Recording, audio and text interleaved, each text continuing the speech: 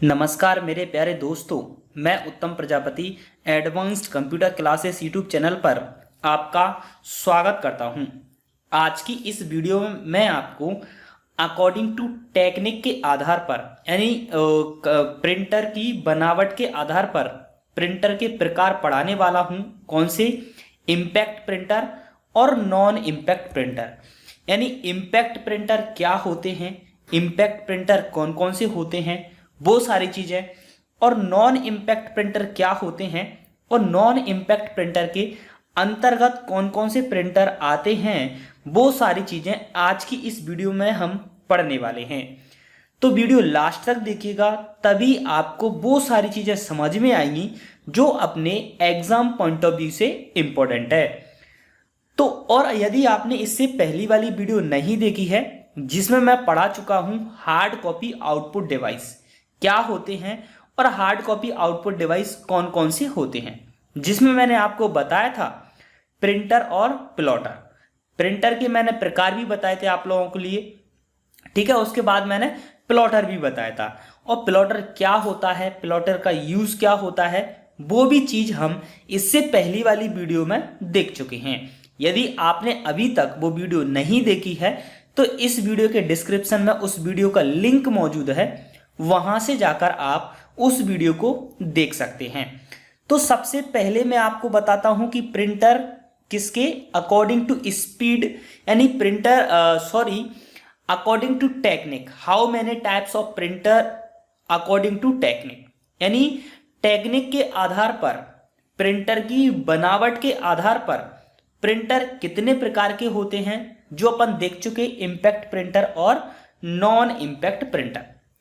अब अपन देखते हैं पहला प्रिंटर कौन सा, इम्पैक्ट प्रिंटर, कि इम्पैक्ट प्रिंटर होता क्या है और इम्पैक्ट प्रिंटर के अंतर्गत कौन कौन से प्रिंटर्स आते हैं। सबसे पहले इम्पैक्ट प्रिंटर। इम्पैक्ट प्रिंटर क्या होते हैं? ऐसे प्रिंटर जिसमें हैमर और रिबन का यूज किया जाता है।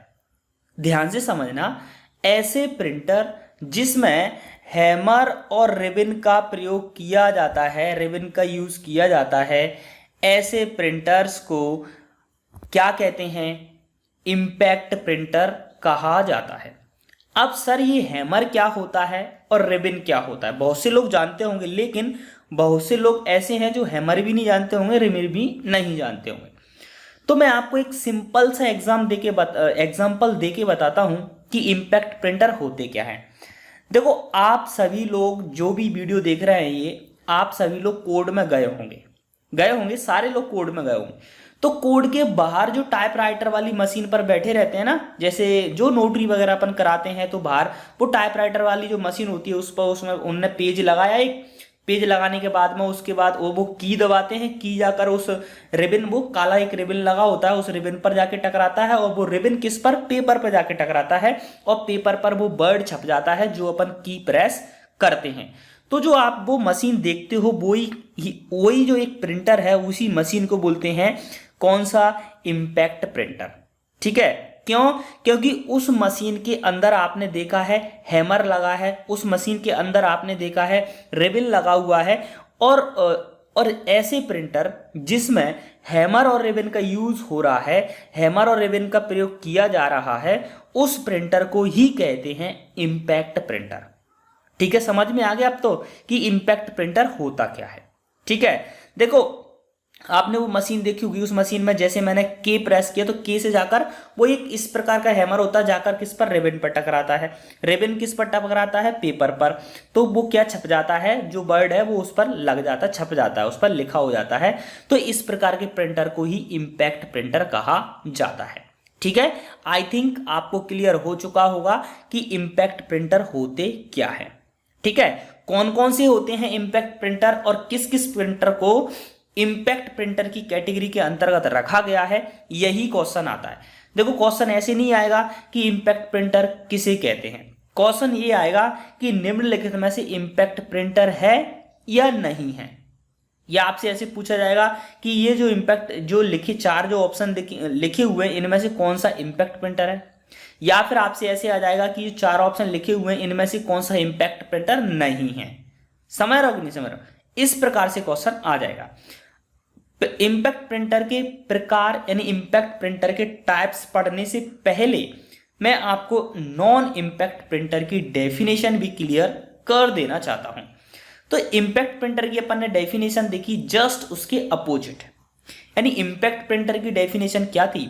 ऐसे प्रिंटर जिसमें हैमर और रिबन का यूज किया जाता है उन्हें इंपैक्ट प्रिंटर कहते हैं। ठीक है, उसका जस्ट अपोजिट क्या? ऐसे प्रिंटर जिनमें हैमर का प्रयोग और रिबन का प्रयोग नहीं किया जाता है। ध्यान से समझना, ऐसे प्रिंटर जिसमें हैमर का प्रयोग नहीं किया जाता, रिबन का प्रयोग नहीं किया जाता, इस प्रकार के प्रिंटर्स को नॉन इंपैक्ट प्रिंटर कहते हैं। आपने देखा होगा जो अपनी फोटोकॉपी वाली मशीन होती है मशीन, वो फोटोकॉपी वाली मशीन से जो प्रिंट आउट निकल के आता है, क्या उसमें कुछ हैमर मैमर लगा होता है कि उसमें आपने कोई की दबाई और वो की जाकर उस हैमर पर टकराई, रिबन पर टकराई, रिबन जाके पेपर पर टकराया, उसके बाद जो प्रिंटिंग होती है, ऐसा कुछ होता है क्या? बिल्कुल नहीं होता। उसमें क्या होता है, एक इस प्रकार से ऊपर लेजर होता है, हेड होता है, और उसके एक नीचे से इस लेजर किरणें गुजरती हैं, उस लेजर किरणों के द्वारा उस पेज पर जो लिखा होता है वो उस अगले वाले जो पेज पर छप जाता है लेजर किरणों के द्वारा। तो उसमें कोई भौतिक संपर्क नहीं है, मतलब फिजिकली उसमें कोई संपर्क नहीं है, लॉजिकली संपर्क होता है। तो इस प्रकार के प्रिंटर को नॉन इंपैक्ट प्रिंटर कहते हैं। ठीक है, इंपैक्ट प्रिंटर के जस्ट अपोजिट होता है नॉन इंपैक्ट प्रिंटर। ठीक है, अब देखते हैं अपन इंपैक्ट प्रिंटर होते कौन कौन से हैं। देखो, इंपैक्ट प्रिंटर कौन कौन से होते हैं? सबसे पहला है डॉट मैट्रिक्स प्रिंटर। किसके अंतर्गत आता है? इंपैक्ट प्रिंटर के अंतर्गत आता है। कौन? Dot matrix printer. यानी ऐसा प्रिंटर, डॉट मैट्रिक्स की डेफिनेशन बता रहा हूं आपको, ऐसा प्रिंटर जिसका हैमर का आकार एक डॉट के समान होता है, छोटे से डॉट के समान होता है, उस printer co dot matrix printer कहते हैं। और इसके बारे में एक चीज और याद रखना, ये जो डॉट मैट्रिक्स प्रिंटर जो भी चीज प्रिंट करता है, जो भी वर्ड प्रिंट करता है, वो मैट्रिक्स फॉर्म में प्रिंट करता है। कौन से फॉर्म में? मैट्रिक्स फॉर्म में प्रिंट करता है। मैट्रिक्स, ये मैट्रिक्स फॉर्म क्या होती है? देखो, आप एक तो जैसे मैंने लिखा राम, जी लिख दिया मैंने, राम लिख दिया, राम जी कौन सी फॉर्म है? Solid form. अगर मैं इसी राम को मैट्रिक्स फॉर्म में लिखूंगा तो राम इस प्रकार से बना होगा, ऐसे dot dot dot dot dot dot, इस प्रकार से रा बना होगा, ऐसे देखा होगा आपने, ऐसा लिखा हुआ कई बार, इस प्रकार से डॉट डॉट डॉट, और ऐसी लाइन खिंच जाएगी डॉट डॉट। ऐसे जो डॉट डॉट डॉट डॉट से जो लिखा होता है उसी को बोलते हैं मैट्रिक्स फॉर्म। तो एकमात्र प्रिंटर जो अपने आउटपुट को, जो प्रिंटिंग होती है उसे मैट्रिक्स फॉर्म में प्रिंट करता है, वो कौन सा प्रिंटर है? डॉट मैट्रिक्स प्रिंटर है। और ये प्रिंटर किसके अंतर्गत आता है? इंपैक्ट प्रिंटर के अंतर्गत आता है। क्यों आता है? क्योंकि इसमें हैमर और रिबन का यूज किया जाता है। अगले प्रिंटर पर चलते हैं अपन। अगला प्रिंटर है अपना डेसी व्हील प्रिंटर। इसकी डेफिनेशन होती है ऐसे प्रिंटर जिसके हैमर का आकार एक व्हील यानी एक पहिए के समान होता है, उस प्रिंटर को डेसी व्हील प्रिंटर कहा जाता है। इससे संबंधित एक चीज और याद रखो कि इसका जो प्रिंट करने की जो स्टाइल होती है वो सॉलिड फॉर्म में होती है। ठीक है, और इसे इंपैक्ट प्रिंटर के अंतर्गत क्यों रखा? क्योंकि इसमें हैमर का यूज हो रहा है और रिबन का यूज हो रहा है। ठीक है, अगला प्रिंटर देखते हैं चैन प्रिंटर। चैन प्रिंटर की डेफिनेशन होती है कि हैमर का आकार एक चैन के समान होता है। ऐसा प्रिंटर जिसके हैमर का आकार एक चैन के समान होता है, उस प्रिंटर को चैन प्रिंटर कहते हैं। ठीक है, चैन प्रिंटर की डेफिनेशन हो चुकी। और इस चैन प्रिंटर को किस प्रिंटर के अंतर्गत रखा गया है? तो इंपैक्ट प्रिंटर के अंतर्गत रखा गया है। क्यों रखा गया है? उसका एक पर्टिकुलर रीजन है। क्यों? क्योंकि इसमें हैमर का यूज हो रहा है। और आप लोग देख चुके हो पहले ही कि ऐसे प्रिंटर जिनमें हैमर और रिबन का यूज किया जाता है उन्हें इंपैक्ट प्रिंटर कहते हैं। ठीक है, तो चैन प्रिंटर में हैमर का यूज हो रहा, इसलिए इसे किसके अंतर्गत रख दिया गया, इंपैक्ट प्रिंटर के अंतर्गत रख दिया गया। इस चैन प्रिंटर को एक प्रकार के अंतर्गत और रख सकते हैं, लाइन प्रिंटर के अंतर्गत भी आता है। कौन सा, चैन प्रिंटर। सर ये लाइन प्रिंटर के अंतर्गत कैसे आ गया चैन प्रिंटर, ये तो इंपैक्ट के अंतर्गत आता है। ठीक है, तो अगली जो वीडियो है मेरी, उसमें मैं आपको पढ़ाऊंगा स्पीड के आधार पर प्रिंटर के प्रकार। तो तब मैं आपको बताऊंगा कि ये चैन प्रिंटर कैसे लाइन प्रिंटर के अंतर्गत आ जाता है, और इंपैक्ट के अंतर्गत तो आपने देख ही चुके हैं। इंपैक्ट के अंतर्गत ये क्यों आ रहा है, क्योंकि इसमें हैमर और रिबन का यूज किया जाता है। इंपैक्ट की डेफिनेशन ही यही है कि ऐसे प्रिंटर जिनमें हैमर और रिबन का यूज हो वो इंपैक्ट प्रिंटर कहलाते हैं। तो चैन प्रिंटर में हैमर का यूज हो रहा है, इसलिए किसके अंतर्गत आ गया, इंपैक्ट प्रिंटर के अंतर्गत आ गया। ठीक है, अब तो कोई दिक्कत नहीं है। ठीक है, आगे बढ़ते हैं। अगला प्रिंटर है अपना ड्रम प्रिंटर। ड्रम प्रिंटर की डेफिनेशन होती है ऐसे प्रिंटर जिनके हैमर का आकार एक ड्रम के समान होता है, उस प्रिंटर को ड्रम प्रिंटर कहते हैं। ठीक है, और ड्रम प्रिंटर के द्वारा जो भी प्रिंटिंग होती है वो सॉलिड फॉर्म में होती है। किस फॉर्म में, सॉलिड फॉर्म में होती है। मैट्रिक्स फॉर्म में एक ही करता है, सिर्फ और सिर्फ डॉट मैट्रिक्स। उसके अलावा जितने भी प्रिंटर्स होते हैं वो सारे के सारे अपनी प्रिंटिंग सॉलिड फॉर्म में करते हैं। ठीक है, ये ड्रम प्रिंटर किस प्रिंटर के अंतर्गत आता है, तो इंपैक्ट प्रिंटर के अंतर्गत आता है। क्यों आता है, क्योंकि इसमें एक ड्रम के समान हैमर का यूज हो रहा है, और ऐसे प्रिंटर जिनमें हैमर का यूज किया जाता हो वो इंपैक्ट कहलाते हैं। इसलिए ये ड्रम प्रिंटर भी एक इंपैक्ट प्रिंटर है। क्यों, क्योंकि इसमें हैमर का यूज किया गया है। अगला प्रिंटर देखते हैं, बैंड प्रिंटर। बैंड प्रिंटर की डेफिनेशन क्या होती है, ऐसे प्रिंटर्स जिसमें हैमर का आकार एक बैंड के समान होता है उसे बैंड प्रिंटर कहते हैं। ठीक है, इस बैंड प्रिंटर से संबंधित एक शब्द और याद रखिएगा कि इसकी जो भी प्रिंटिंग होती है वो सॉलिड फॉर्म में होती है। ठीक है, और इसे इंपैक्ट के अंतर्गत क्यों रखा गया, अब तो आपको क्लियर हो गया होगा कि ये सभी जो प्रिंटर लिखे हैं इंपैक्ट के अंतर्गत, इन्हें इंपैक्ट के अंतर्गत क्यों रखा है, क्योंकि भैया इन सभी प्रिंटर्स में हैमर का प्रयोग किया जा रहा है। और इंपैक्ट की डेफिनेशन ही यही है कि ऐसे प्रिंटर जिनमें हैमर और रिबन का यूज हो वो इंपैक्ट प्रिंटर कहलाते हैं। ठीक है, आई थिंक आपको क्लियर हो चुका होगा इंपैक्ट प्रिंटर और इंपैक्ट प्रिंटर के अंतर्गत जितने भी जो प्रिंटर्स आते हैं कौन कौन से आते हैं, एक बार और बता देता हूं आपको। डॉट मैट्रिक्स प्रिंटर, डेसीव्हील प्रिंटर, चैन प्रिंटर, ड्रम प्रिंटर और बैंड प्रिंटर, ये सभी 5 के 5 जो प्रिंटर हैं वो इंपैक्ट प्रिंटर के अंतर्गत आते हैं। ठीक है, आगे चलते हैं अपन नॉन इंपैक्ट प्रिंटर के बारे में पढ़ते हैं कि नॉन इंपैक्ट प्रिंटर होते क्या हैं। पहले अपने नोट्सों में देख लेते हैं, नोट्सों में क्या लिखा हुआ है। इंपैक्ट प्रिंटर, ये लिखा इंपैक्ट प्रिंटर के अंतर्गत आने वाला डॉट मैट्रिक्स प्रिंटर का फॉन्ट मैट्रिक्स के रूप में होता है तथा सभी इंपैक्ट यानी एक्सेप्ट डॉट मैट्रिक्स, यानी सभी इंपैक्ट प्रिंटर किसको छोड़कर, डॉट मैट्रिक्स प्रिंटर को छोड़कर, उसका जो फॉन्ट होता है वो सॉलिड फॉर्म में होता है। मैं सिंपल में आपको समझा देता हूं, इस लाइन पर मत जाओ आप। इंपैक्ट प्रिंटर के अंतर्गत जितने भी 5 प्रिंटर आते हैं उनमें से एक प्रिंटर डॉट मैट्रिक्स प्रिंटर किस फॉर्म में प्रिंट करता है, मैट्रिक्स फॉर्म में। और जो 4 प्रिंटर बचे हैं अपने, कौन से, डेसीव्हील प्रिंटर, बैंड प्रिंटर, चैन प्रिंटर और अपना एक और था कौन सा, बैंड प्रिंटर, ये सभी सॉलिड फॉर्म में प्रिंटिंग करते हैं। ठीक है, ये लिखिए, इस पॉइंट में लिखा हुआ यही बात। अगला क्या है, अगला है अपना नॉन इंपैक्ट प्रिंटर।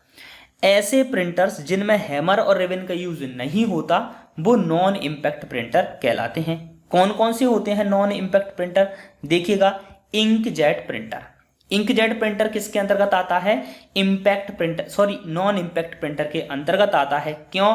क्योंकि आपने देखा होगा कि आप अब दुकान पर जाते हो कलर प्रिंटिंग निकलवाने के लिए जाते हो, तो वो कलर प्रिंटिंग जो निकलती है उसमें कोई हैमर वैमर होता है क्या कि वो की दबा रहा है, फिर वो की हैमर जाकर टकरा रहा है रिबन पर, फिर रिबन जाकर पेपर पर टकरा रहा है, उसके बाद वो प्रिंटिंग हो रही है? ऐसा तो कुछ नहीं होता, नहीं होता ना। ठीक है, इसीलिए इसे किसके अंतर्गत रखा गया? नॉन इम्पैक्ट प्रिंटर के अंतर्गत रखा गया। क्यों?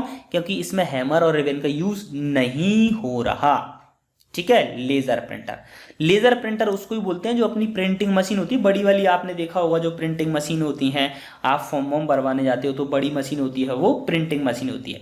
तो लेजर प्रिंटर किसके अंतर्गत आता है? नॉन इम्पैक्ट के। क्यों? क्योंकि इसके अंदर ना तो कोई हैमर होता है ना ही कोई रिबन होता है, इसमें सिर्फ और सिर्फ एक हेड होता है और हेड के नीचे लेजर किरणों का यूज किया जाता है। उन लेजर किरणों का संपर्क पेपर से लॉजिकली होता है, ना कि भौतिक, ना कि फिजिकली। समझ रहे हो? लॉजिकली होता है तो वो प्रिंटर जो पेज पर जो लिखा होता है वो उस अगले पेज पर छप जाता है। इस प्रकार इस प्रक्रिया से इसमें क्या चलती है? प्रिंटिंग की प्रोसेस चलती है। इसीलिए इसे क्या कहते हैं? नॉन इम्पैक्ट प्रिंटर के अंतर्गत रखा जाता है। ठीक है, उसके बाद थर्मल प्रिंटर। थर्मल प्रिंटर आपसे पूछा जाए कि किसके अंतर्गत आता है, तो नॉन इम्पैक्ट प्रिंटर्स के अंतर्गत आता है। क्यों?